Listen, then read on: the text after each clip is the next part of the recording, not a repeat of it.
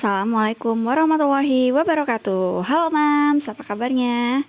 Semoga Mams semua diberikan kelapangan hati, kemudahan rezeki, dan selalu bahagia ya Mams. Amin amin ya robbal alamin. Nah, di video kali ini aku mau sharing kegagalan aku bikin martabak manis ya, Mams. Nah, di sini sesuai resepnya kayak biasa aja ya. Resep martabak manis pada umumnya itu ada 17 sendok makan tepung terigu, kemudian tambahkan 3 sendok makan gula pasir, tambahkan sejumput vanili dan sejumput garam. Nah, kemudian kita aduk merata menggunakan whisk kayak gini ya. Nah, setelah selanjutnya ini kita mau persiapkan untuk memasukkan air. Air yang dibutuhkan ini 230 ml ya. Air biasa suhu ruang, nggak usah air dingin atau air hangat ya. Dimasukkan tapi sisakan sedikit untuk melarutkan baking powder dan baking soda. Nah, kemudian kita aduk rata kembali ya, Mams. Nah, ini aku mulai agak-agak khawatir juga ya, karena ini teksturnya itu agak-agak keras gitu ya. Maksudku kok kayak sulit banget gitu ya diaduk. Padahal tuh aku ekspektasinya dari 170 gram tepung tadi itu ditambah air tuh udah langsung bentukannya cair ya.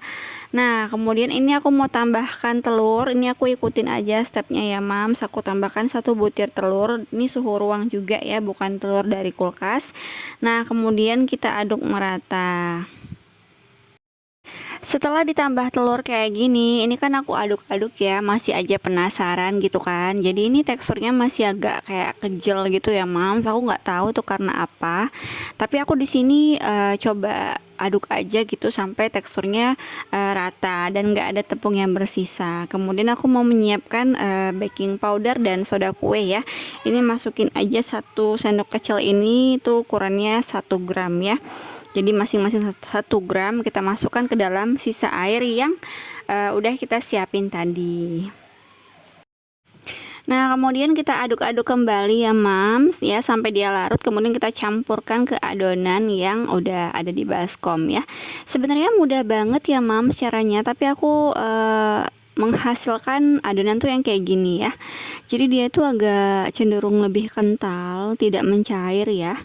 Dan aku pikir ya mungkin ini memang teksturnya ya, tapi kalau aku lihat di video tutorial bikin martabak itu nggak sekental ini gitu ya, padahal takarannya sama. Nah, ini aku siapkan panggangan teflon ya. Nah, ini kesalahan aku bikin martabaknya karena pakai teflon yang ukurannya itu kecil gitu ya.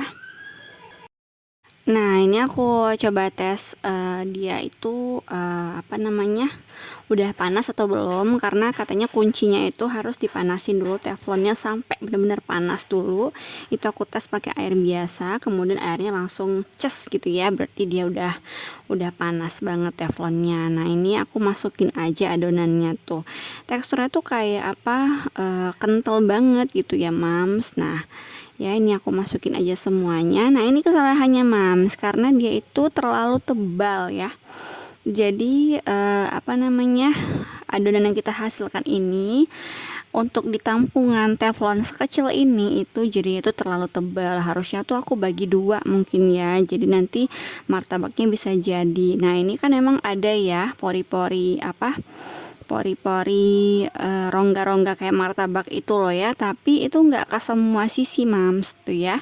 Jadi cuman pinggir-pinggirnya doang, jadi tengahnya masih mentah. Nah, ini aku coba bantu dengan campurkan gula ya. Aku masukin gula supaya memudahkan yang tengahnya itu matang. Nah, itu tadi apinya bisa teman-teman lihat kecil banget ya, dan udah aku tutup juga. Kalau dari segi step-stepnya tuh mungkin udah benar ya. Nah, karena semakin gosong, baunya udah bau gosong tuh, di bagian bawah tuh juga udah agak-agak coklat gitu ya, udah gosong. Jadi aku sebenarnya udah hopeless banget, sedih nih, pasti gagal ya, Mams. Nah, tapi aku mau sharing aja ke teman-teman biar teman-teman tahu ya. Jadi kan ini tengah-tengahnya masih basah ya, Mams, belum matang. Jadi ini sekarang aku mau coba kukus aja supaya tengah-tengahnya itu bisa matang ya, minimal bisa sharing ke teman-teman lah ya. Gimana aku untuk menyelesaikan si martabak ini. Nah ini bukan aku prestos ya mams, aku pinjam panci presto aja, tapi itu nggak aku kunci banget tutupnya.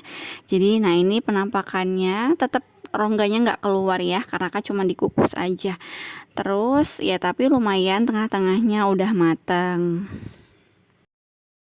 Ini aku kukus sekitar 15 sampai 20 menit ya mams. Nah ini penampakannya setelah aku pindahkan ke wadah. Masya Allah ini gagal ya.